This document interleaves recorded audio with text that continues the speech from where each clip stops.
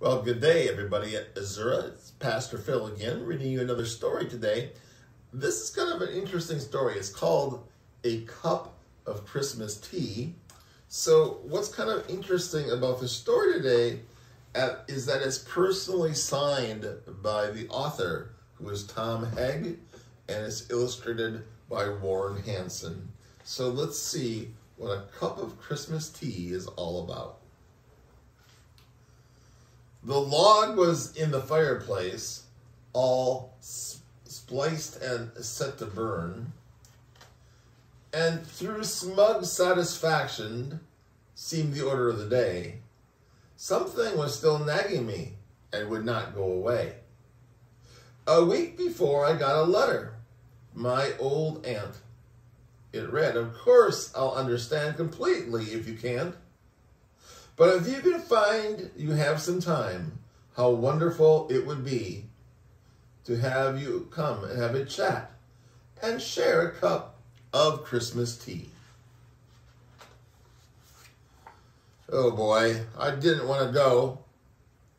Oh, what a bitter pill to see an old relation and how far she'd gone downhill.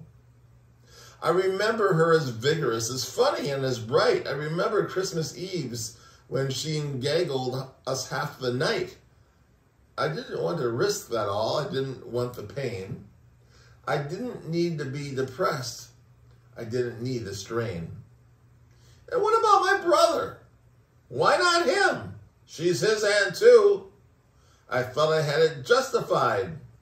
And then just before I knew, the reasons not to go I so painstakingly had built were cracking wide and crumbling in an acid rain of guilt. So I drove in from the suburbs to the older part of town.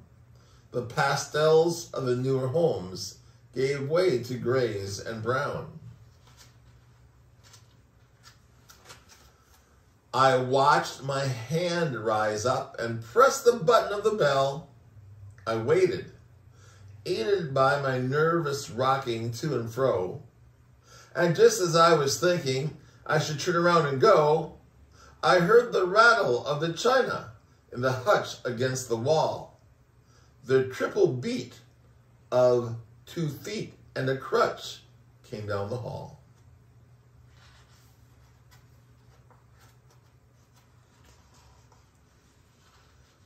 Before my eyes and ears and nose was Christmas past, alive and intact.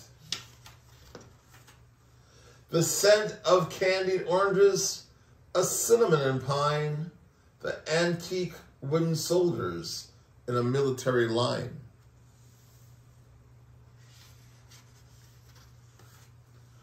The porcelain nativity, it's always meant so much. The wood and the crystal, I've been told I mustn't touch.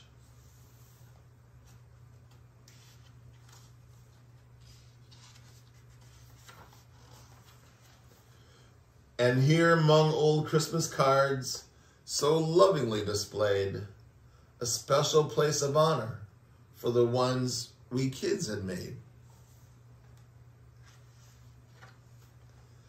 And there beside the rocking chair, the center of it all, my great aunt stood and said how nice it was that I came to call.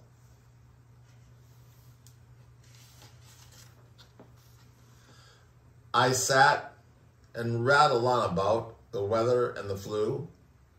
I listened very patiently, then smiled and said, "What's new?"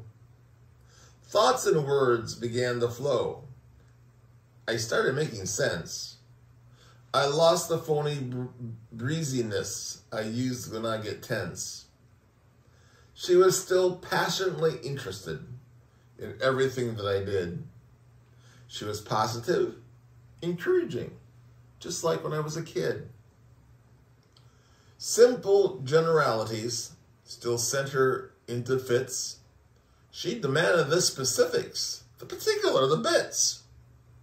She walked about with limitations that she had to face.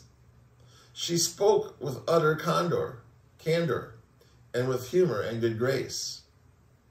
Then, defying the reality of crutch and straightened knee, on wings of hospitality, she flew to brew a tea.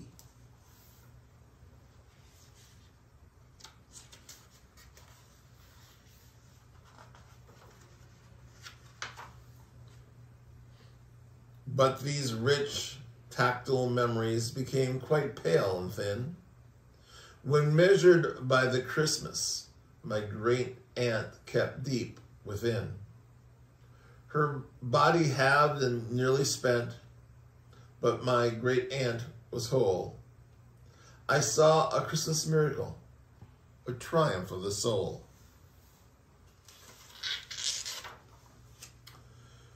The triple beat of 2 feet and a crutch came down the hall. The rattle of the china in the hutch against the wall. She poured 2 cups. She smiled, and then she handed one to me. And then we all settled back and had a cup of Christmas tea. You know, a story that's really dear to everybody's heart. You know, we all get busy with things, and we all get older, and life goes on, and it goes by so quickly that sometimes we forget to take a moment and settle back and enjoy the simple things in life, like a couple cups of tea with an old friend. Well, again, Merry Christmas and Happy New Year. Take a moment. Spend some time with those you love. Okay? Many blessings. Bye for now.